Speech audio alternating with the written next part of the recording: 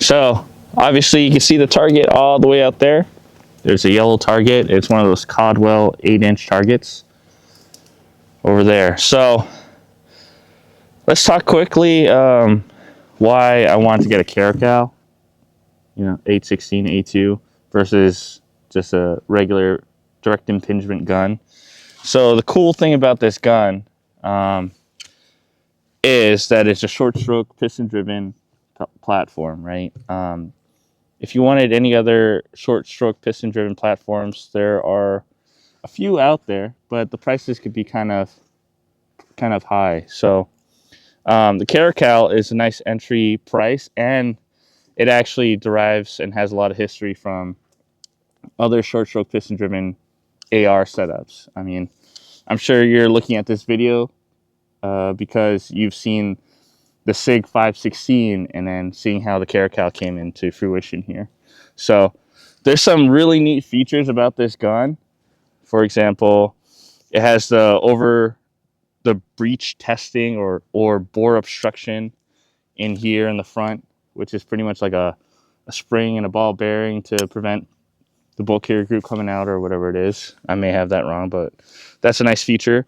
It also has a feature that I've only seen on the HK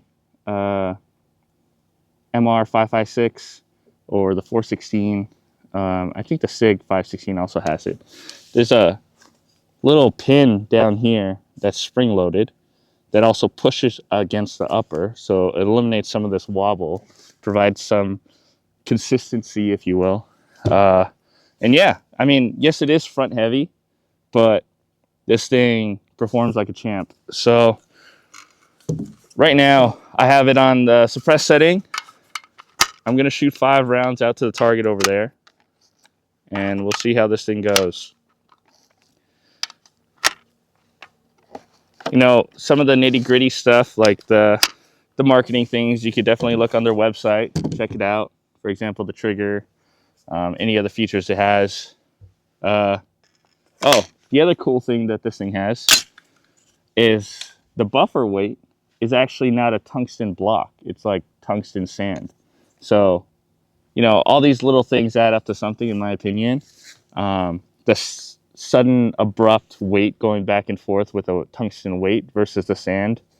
I think the sand helps it deliver a much smoother operation. So, all right, so the target is out there. I'm gonna see how well this thing does.